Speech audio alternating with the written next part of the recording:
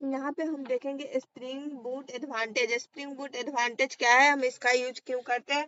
Because जब भी आप कुछ चीज यूज करते हैं तो आपको ये आप जरूर देखते हैं कि उसका एडवांटेज क्या है, हम इसका यूज क्यों करेंगे।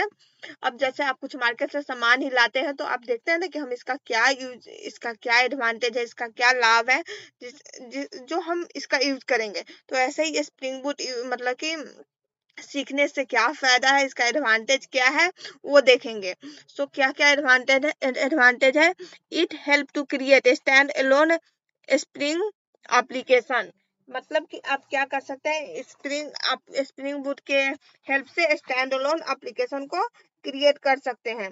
मतलब कि आपको सिंपल वे में समझाते हैं, जैसे कि पहले हम यहाँ पे हम देखेंगे स्प्रिंग बूट का एडवांटेज।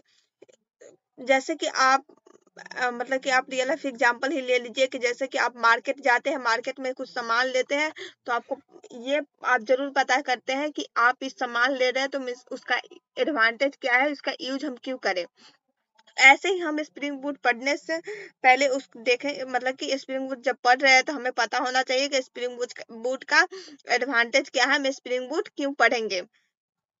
तो स्प्रिंग बूट का एडवांटेज ये है, जैसे कि it help to create stand alone spring application.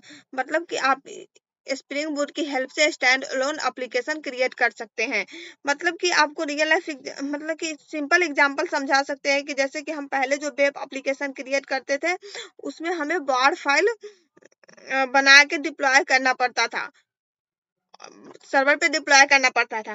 But spring boot में क्या है, हमें कोई वार फाइल बना के डिप्लॉय नहीं करना पड़ेगा, बिकॉज स्प्रिंग बूट में वेब सर्वर ऑटोमेटिकली मतलब कि स्प्रिंग बूट के अंदर होता है। तो वहां पे आपको स्प्रिंग बूट का मतलब कि आप जार फाइल को रन करो as a stand alone application, यहाँ पे बार फाइल क्रिएट करने की जरूरत नहीं होगी। इम्बेडेड टॉमकैट जेटी और Undertow directly, no need to deploy war file.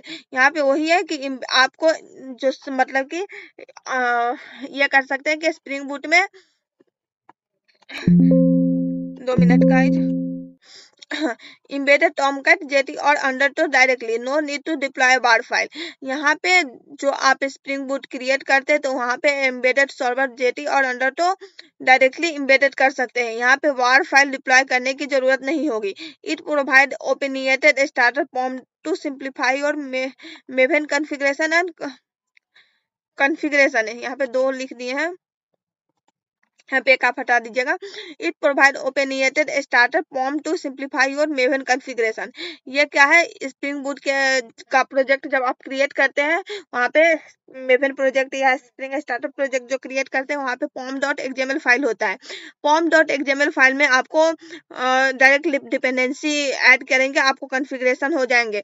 But क्या करना पड़ता था, जब pom.xml फाइल नहीं होता था तो हमें एक एक बार फाइल को लाकर उसमें मैन्युअली इम्बेड करना पड़ता, मतलब कि ऐड करना पड़ता था। जबकि स्प्रिंग बूट में क्या है, हम वहां पे डिपेंडेंसी ऐड करेंगे और वहां पे हमारा कॉन्फ़िगरेशन हो जाएगा। Absolutely no need to code generate and no requirement for XML configuration. यहाँ पे क्या है, हमें कोड एक्सएमएल कॉन्फ़िगरेशन की आवश्यकता नहीं होगी और कोड जनरेट के लिए। सो आप आई होप कि आप लोगों को स्प्रिंग बूट का एडवांटेज समझ में आया होगा।